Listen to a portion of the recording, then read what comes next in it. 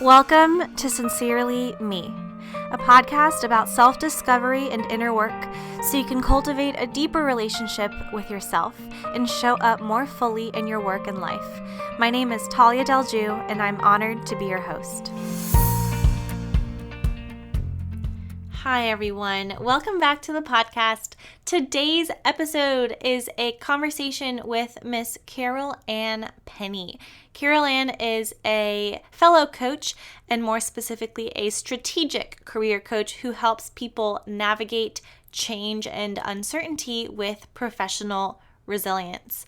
So today's conversation is going to be a lot about how to navigate change, a lot about how to create an internal compass that will help you make decisions based in values instead of decisions out of fear, and how to really turn back to what's important for yourself when the titles and the roles and the jobs you might be holding on to or searching for just don't feel quite aligned anymore.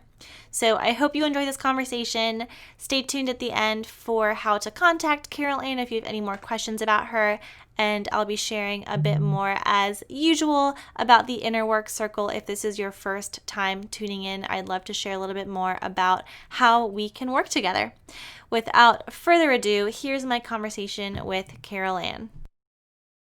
Hi, everyone. Welcome back to the podcast. I am here with the lovely Carole Ann, who is a strategic career coach, speaker, and consultant. And we have an episode here for you all today on navigating change and uncertainty with resilience. So we're going to talk a lot about the role that change and uncertainty plays in our lives, especially when it comes to our career paths, and how to cultivate resilience because change is the only constant.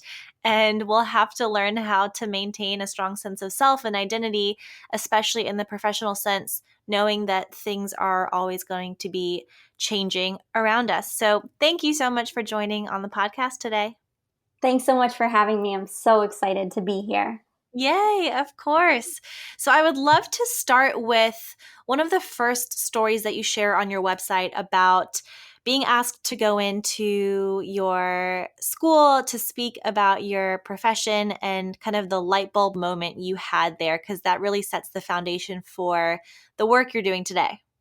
Yes. So this was a formative moment for me. I was about 5 years out of college and I went to an Ivy League school, and I was invited back to speak for a room full of seniors on a young alumni panel.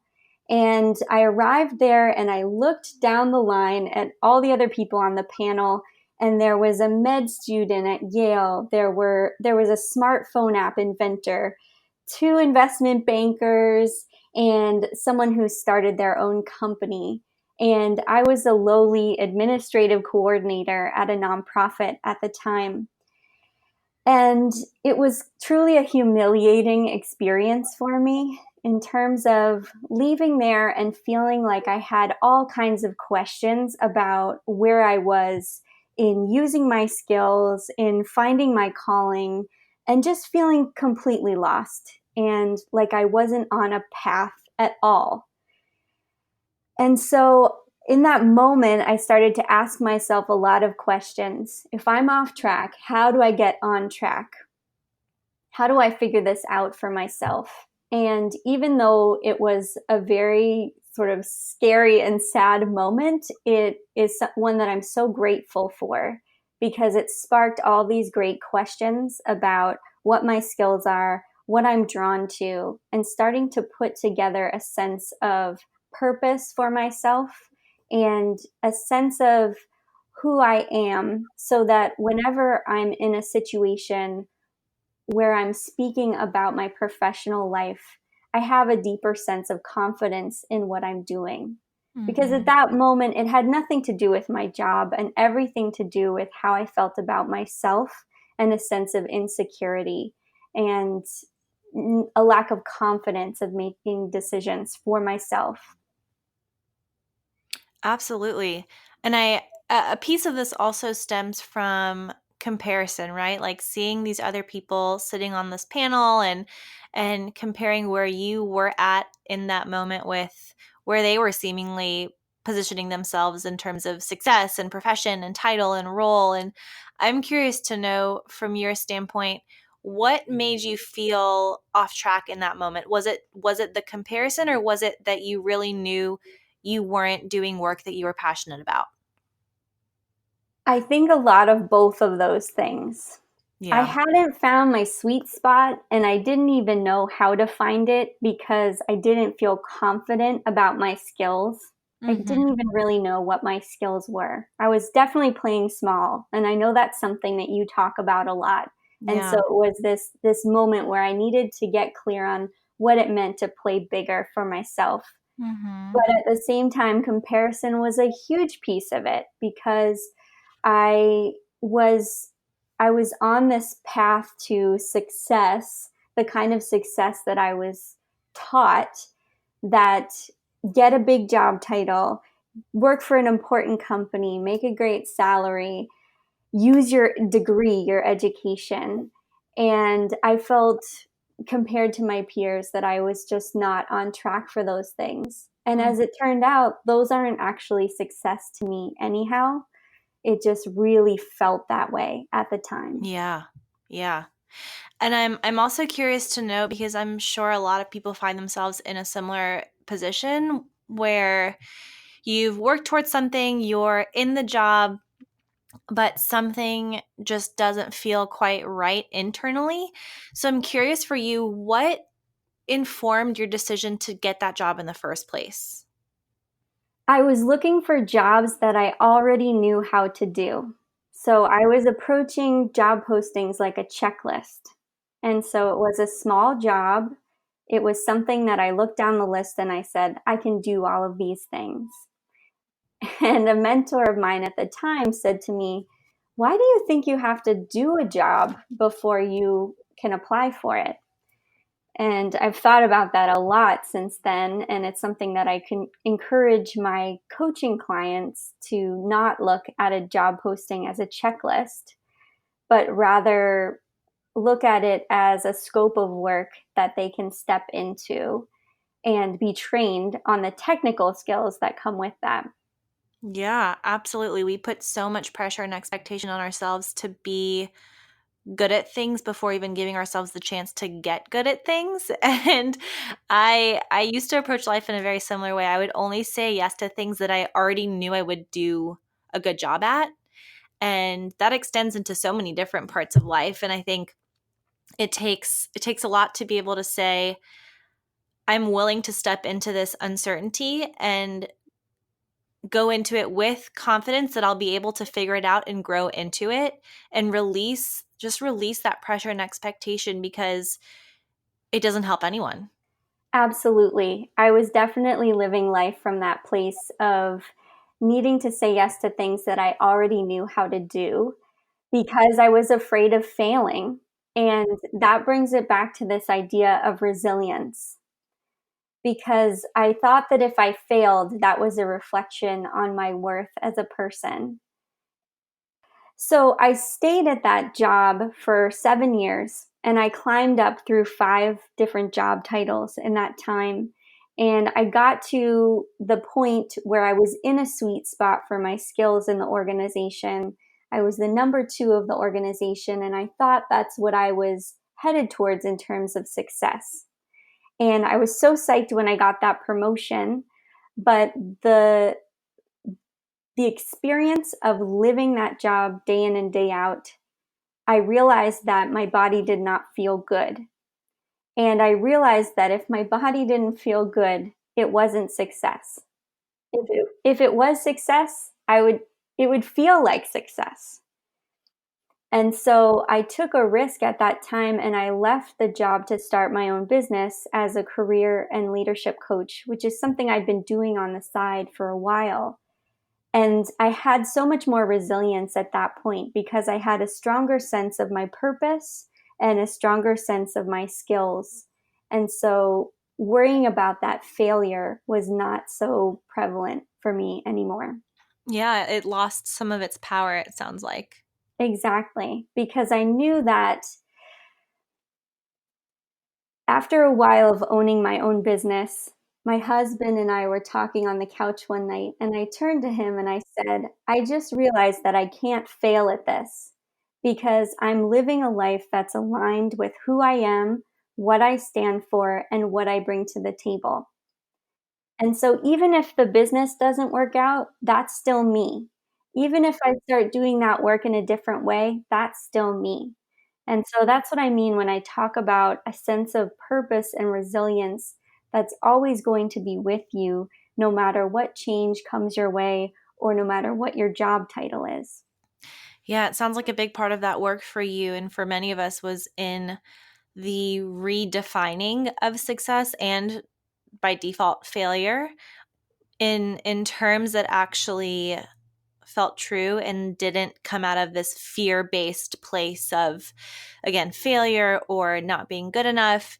It just meant, in your words, success meant living and working in a way that felt aligned. And a big part of that goes back to how you said earlier, how you felt, how my body felt. That is an indicator of success, so much more so than what people think about my title or how quickly I moved up the ladder or how much money I made in my business in the first 6 months, right?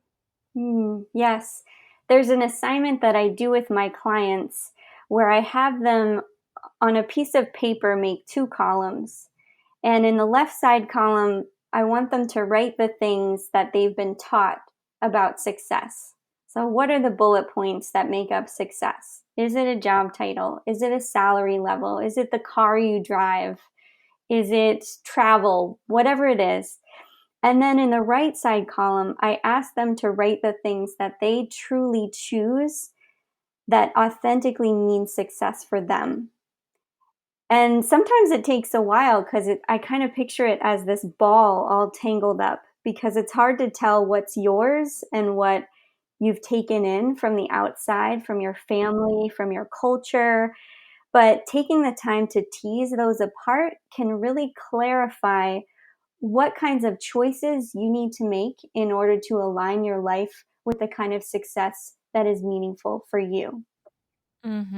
A big part of the work that we've talked about previously too, when we've connected, is making decisions that are aligned with your values and how that's such a small part of what we learn how to do if we learn it at all in school, right? It's like you major in something, you have an internship in something, you get a job in that thing, and it takes stepping away from the pace and the expectation of what life looks like to really ask yourself, okay, what's important to me? What are my top 5 values? How do I start thinking about myself, talking about myself in a way that's not so defined by a role, job, or title, but actually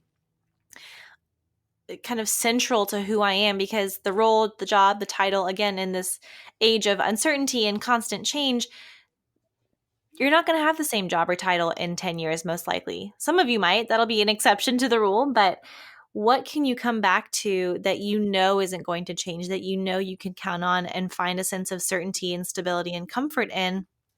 And return to that when you're questioning what's next. Because if you can make a decision from that place of, again, inner strength, certainty, here's who I am, here are my core values, that is such a more stable guiding light, if you will, than any external source of information. I completely agree. And we're used to looking for outside affirmation to label ourselves. And so in the past, our job title has really been our professional identity. And so now, in this day and age, when we're going to change not just our jobs, but our careers so many times over the course of our lifetimes, we need to own our own professional identity. And that means knowing what you stand for outside of your job title and your industry. So, the way that I think about this is I think about the landscape of our career paths as a map out in front of me, this terrain. And there are all kinds of places that we can go. And there's so many more choices than ever before. When my mom graduated from high school, she could be a teacher, a nurse, or a secretary. She had 3 choices. For my daughter, who's 4, the jobs that she's going to have don't even exist yet.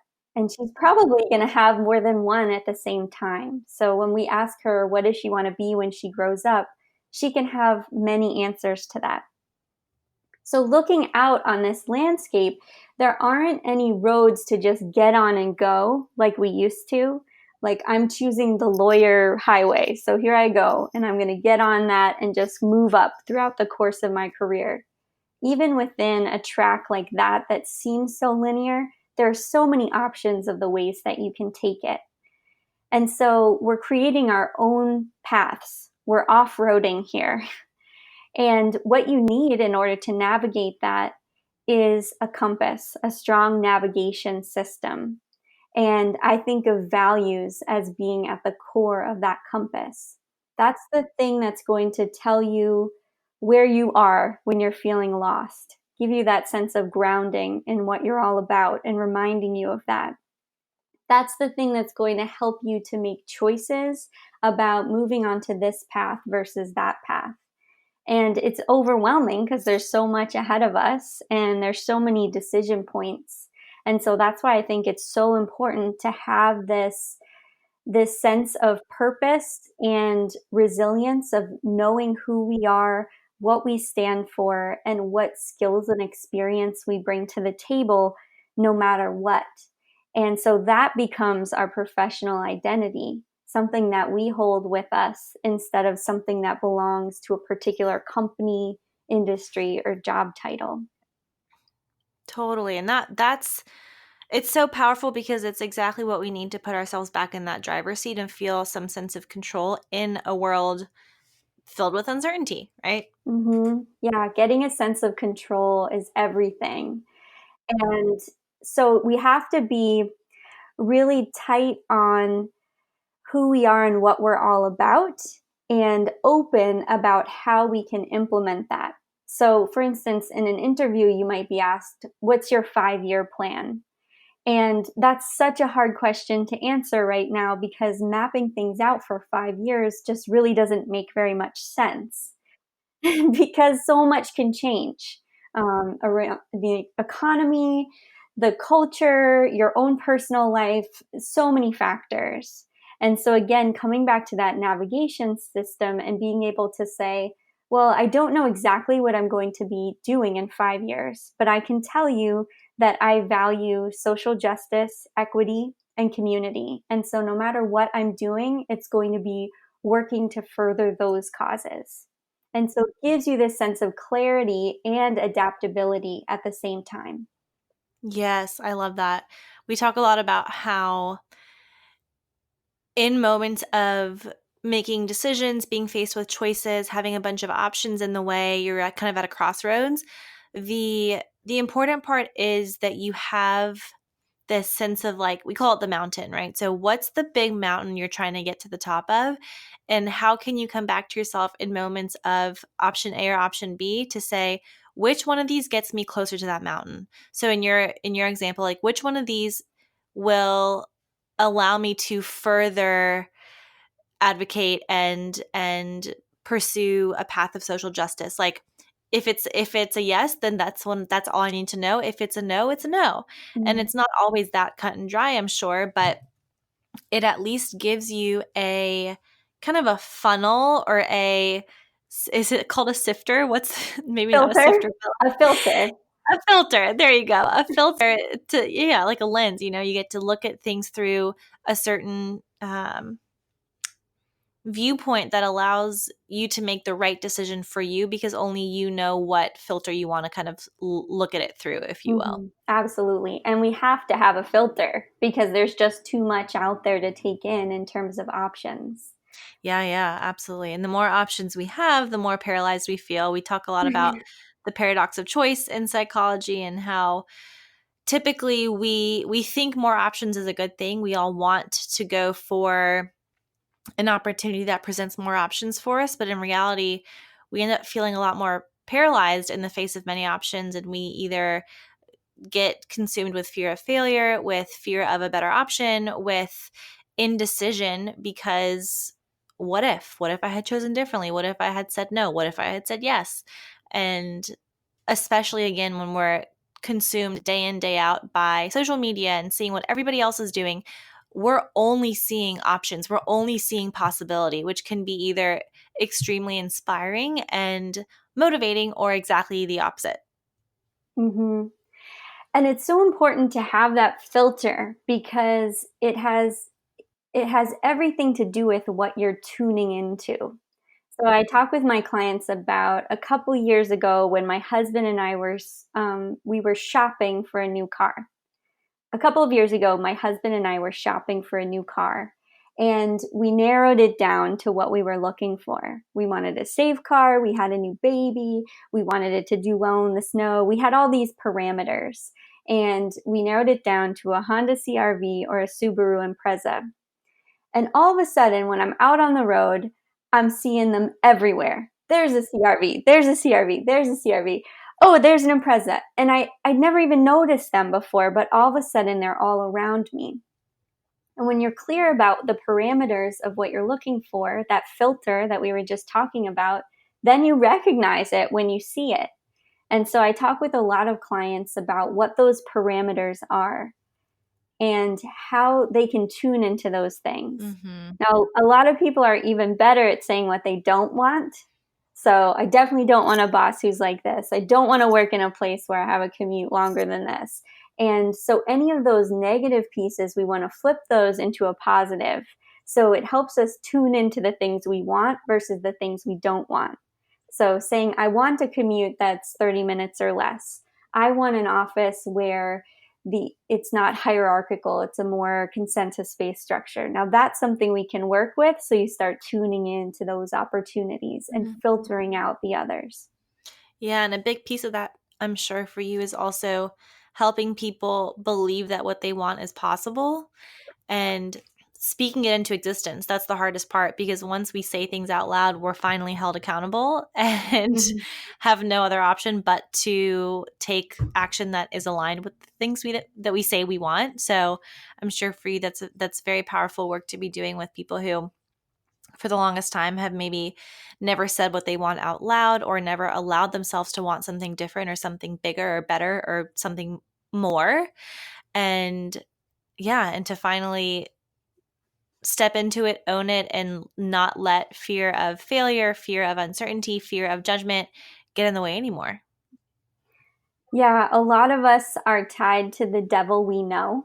So the job that we have that's good enough, or it's probably not any better in other places, or I should be glad just because I have a job and, the people here are nice. And so all this sort of coping language around something being fine or livable. Yeah. And I myself felt that way before I left a very steady, great on paper job for running my own business.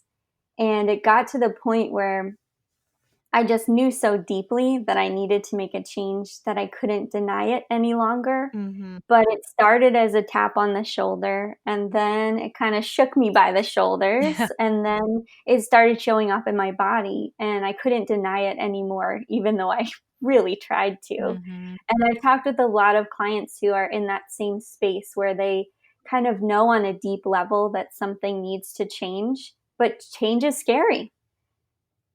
Change, even like, where am I going to eat lunch in this new place? I know where I eat lunch at my office right now. That's something I can count on. And shaking things up is scary, but it's something that we all have to get better at. Yeah.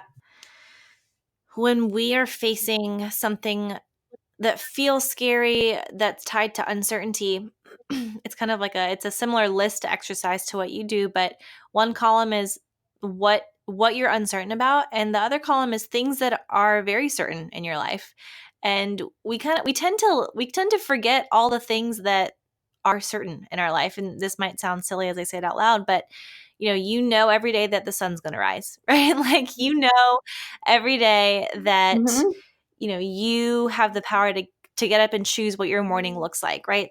There are a lot of things that we have so much more control over and can create certainty around, that we have to remind ourselves of, especially in times of uncertainty, because we tend to neglect and forget the other side of that coin. And for as much uncertainty as there is, there's and this is obviously a generalization here, but there's another side. There is certainty in some other capacities, and it might not be in ways that are quote unquote priorities in that moment, but it's also nice to just bring the certainty back into your headspace and at least bring a little bit more balance to the scale, so you're not feeling like you're completely lost and don't know anything, right? Well, here's some things that I do know for sure. And at least there's some comfort there that I can turn back to and remind myself of when I need to.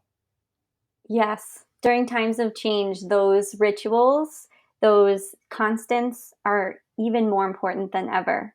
I had a client who had moved to a new state and started a new job. And she said to me, "You know what? Right now, I wash my face every night.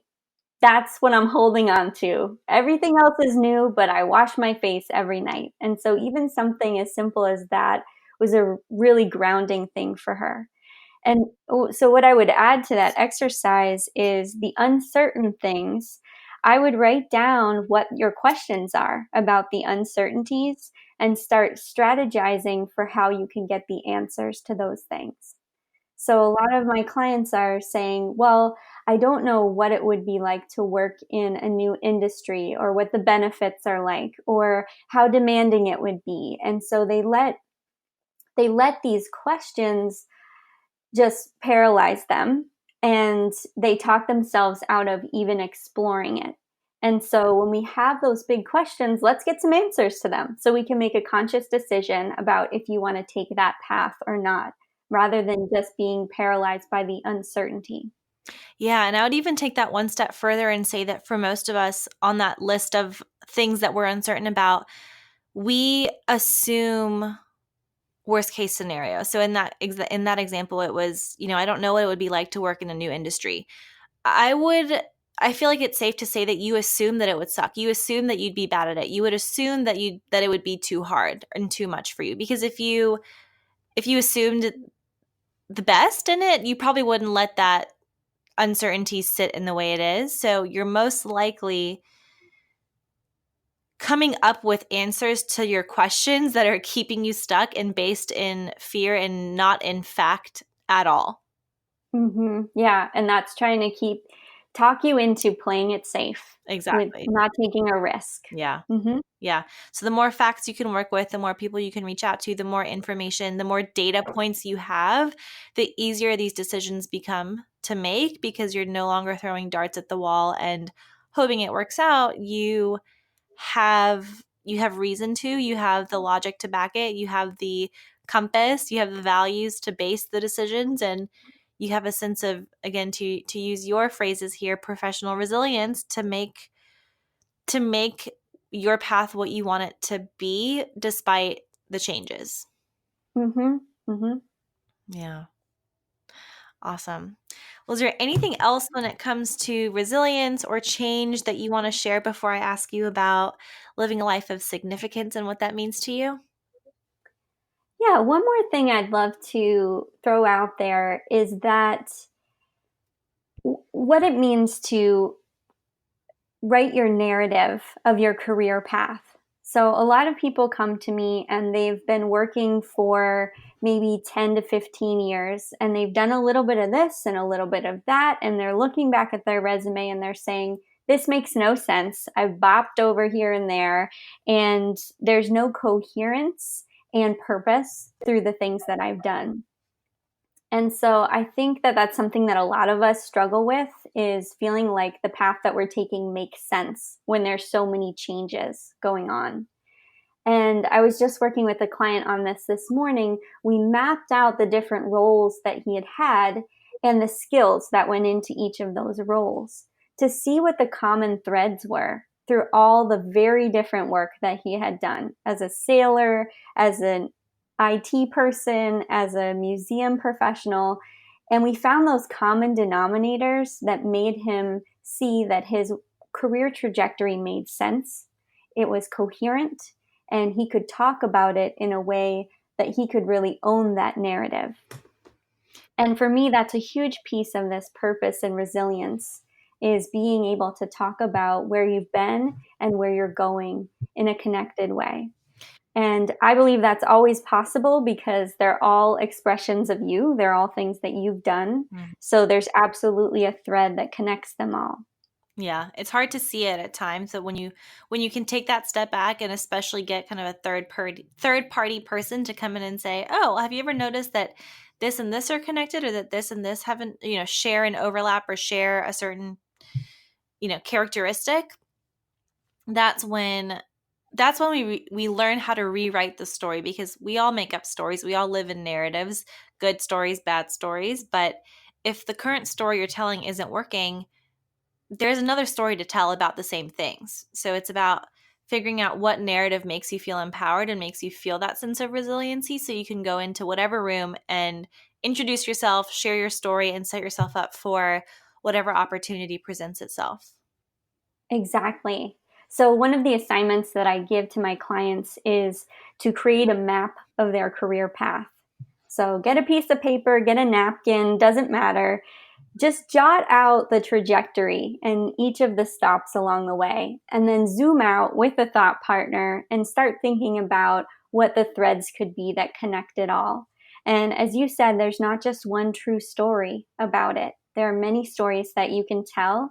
And for each of us to realize that we have the power to own those stories is so empowering for us to be able to move through all of this change in a way that we can really be clear and coherent in how we talk about ourselves. Yeah, absolutely.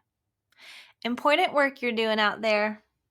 Thank you. I feel it. It's so amazing to be in your sweet spot. I believe that we're all nerds for something, Yeah. and this just happens to be my thing, and I love helping other people to really zoom in on their thing too. Yes, helping people find their inner nerds. Mhm. Amazing. Well, I would love to know now from you what it means to live a life of significance, since that's a big part of the conversations we have here on the podcast. And, the line of work you do is such a big part of helping people live their own lives of significance. So I'd love to know what it means for you.